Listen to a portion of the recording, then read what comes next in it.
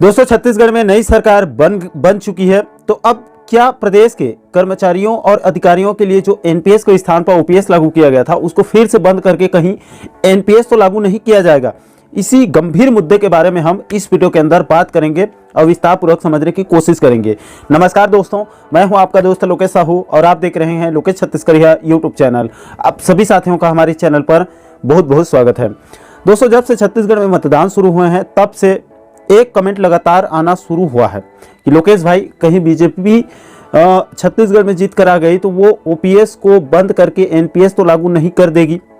इसके बाद दोस्तों 3 दिसंबर को जैसे ही मतदान के परिणाम आए और सच में भूपेश सरकार की विदाई हो गई और प्रदेश में बीजेपी की सरकार बन गई, उसके बाद तो कमेंट के बौछार हो गए। कुछ कमेंट को मैंने पिक किए हैं उदाहरण के रूप में आप लोगों को दिखाने के लिए।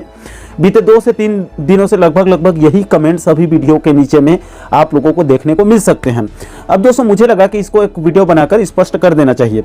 तो देखिए दोस्तों, इसको लेकर जब मैंने कुछ कर्मचारियों से बात किया जो लोग व्हाट्सएप में भी हमसे जुड़े हुए हैं, सबसे पहले मैं ये समझना चाहता था कि आखिर कर्मचारी बीजेपी सरकार से ओपीएस को लेकर इतना डरे क्यों हैं।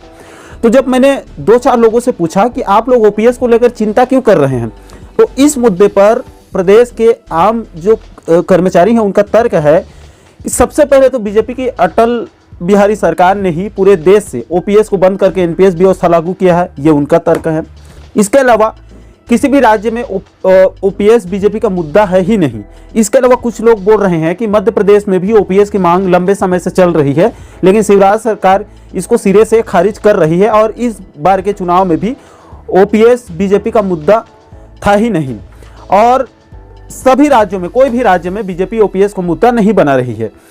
तो अब छत्तीसगढ़ में भी बीजेपी की सरकार बन चुकी है। ऐसे में हमें डर लग रहा है कि कहीं छत्तीसगढ़ में बीजेपी सरकार ओपीएस को बंद न कर दे। इसके अलावा और भी कई सारे तर्क दिए जा रहे हैं।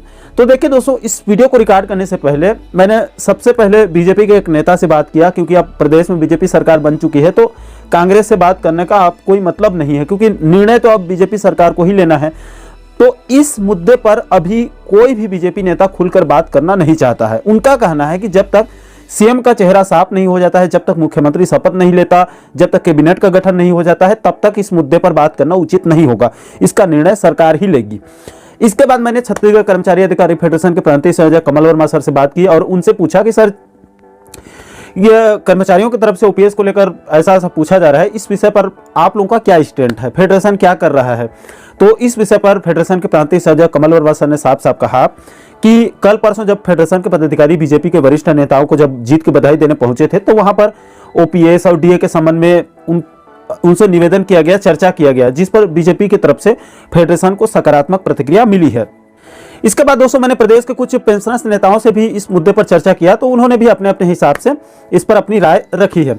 इसके बाद दोस्तों, इस एनपीएस और ओपीएस की टेक्निकल चीजों को विस्तारपूर्वक समझने के लिए प्रदेश के शिक्षक नेता और फेडरेशन के वरिष्ठ पदाधिकारी राजेश चटर्जी सर से मैंने तकरीबन 1 से 1.5 घंटे 2 घंटे के आसपास बात किया और ओपीएस के सभी पहलुओं पर विस्तारपूर्वक चर्चा किया, जिसके कुछ महत्वपूर्ण बिंदुओं को मैंने खुद अपने डायरी पर नोट भी किया था। उसको भी आपको एक झलक दिखा सकता हूं। देखिए दोस्तों, राजेश सर से मैंने पूछा कि सर जी, क्या सच में बीजेपी सरकार छत्तीसगढ़ से ओपीएस बंद कर सकती है।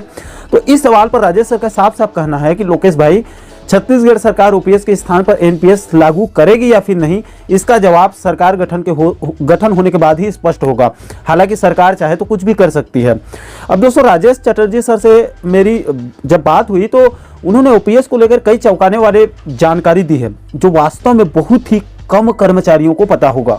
देखिए दोस्तों, दरअसल भूपेश सरकार ने वास्तव में ओपीएस को लागू करने में बहुत ही जल्दबाजी कर दी, या फिर वाहवाही लूटने के चक्कर में बिना तैयारी और अध्ययन के राजस्थान के ओपीएस मॉडल को कॉपी कर दिया। देखिए साथियों, जब आप ध्यान से समझने की कोशिश करेंगे तो आपको पता चलेगा कि सरकार ने एनपीएस को हटा के ओपीएस को लागू करके कर्मचारियों को बीच मझधार में फंसा कर वो चली गई है। देखिए साथियों, वैसे तो एनपीएस और ओपीएस के टेक्निकल चीज़ों पर बात किया जाए तो ये जबरदस्त टॉपिक बनेगा और साथ ही साथ इसमें एक मुद्दा प्रथम नियुक्ति तिथि से सेवा गणना करते हुए पूर्ण पेंशन का लाभ दिया जा सकता है या फिर नहीं, क्योंकि अगर पूर्ण पेंशन का लाभ दिया जाएगा तो सभी कर्मचारियों और शिक्षकों को इस ओपीएस का लाभ मिलेगा। लेकिन सवाल यह है कि क्या वास्तव में प्रथम नियुक्ति तिथि से सेवा गणना करते हुए पूर्ण पेंशन का लाभ दिया जाना संभव है या फिर नहीं है। दोस्तों, वास्तव में ओपीएस बाहर से जितना सरल लग रहा है, अंदर से बहुत ही पेचीदा और जटिल है। जब आप इसके टेक्निकल चीज़ों को समझेंगे तो आपका भी होश उड़ जाएगा। साथियों, एनपीएस और ओपीएस के टेक्निकल चीज़ों को और प्रथम नियुक्ति तिथि से पूर्ण पेंशन वाले मुद्दे पर बहुत जल्द एक अलग से सेपरेट वीडियो बनेगा। इसकी तैयारी हमारी चल रही है। क्योंकि अभी अभी नई सरकार अस्तित्व में आई है, अभी नई सरकार का गठन होना बाकी है, कैबिनेट गठन होना बाकी है, इसलिए अभी ओपीएस के उन पहलुओं पर बात करना उचित नहीं है। क्योंकि नई सरकार चाहे तो नियमों में कुछ बदलाव भी कर सकती है। लेकिन अभी जो आप लोगों का मूल सवाल है कि क्या छत्तीसगढ़ में बीजेपी सरकार बन गई है तो अब ओपीएस बंद हो जाएगा या फिर नहीं। तो देखिए दोस्तों, अभी तक जितने लोगों से मेरी बात हुई है और फेडरेशन को जो आश्वासन मिला है, उससे तो यही लग रहा है कि छत्तीसगढ़ से ओपीएस बंद नहीं होगा, बल्कि आगे भी कंटिन्यू रहेगा। बाकी दोस्तों, अब आगे क्या होगा वो तो नई सरकार गठन के बाद ही स्पष्ट हो पाएगा। लेकिन दोस्तों, जैसे कि मैंने आपसे प्रॉमिस किया है कि एनपीएस और ओपीएस के टेक्निकल पॉइंट और प्रथम नियुक्ति तिथि से सेवा गणना करते हुए पूर्ण पेंशन वाले मुद्दे पर बहुत जल्द एक सेपरेट वीडियो में आप लोगों को विस्तार पूर्वक बताया जाएगा। इसके अलावा दोस्तों, Swami Atmanand English medium school के साथ साथ बाकी पुराने सरकार की पुरानी योजनाओं का क्या होगा, उसके संबंध में भी हमारी तैयारी चल रही है। उसके लिए भी जल्द एक सेपरेट वीडियो बनेगा, उसमें आप लोगों को विस्तार पूर्वक बताएंगे। बाकी दोस्तों, आप लोगों को क्या लग रहा है, क्या प्रदेश में अब बीजेपी सरकार बन गई है तो क्या अब ओपीएस को बंद करके फिर से एनपीएस को लागू कर देगा?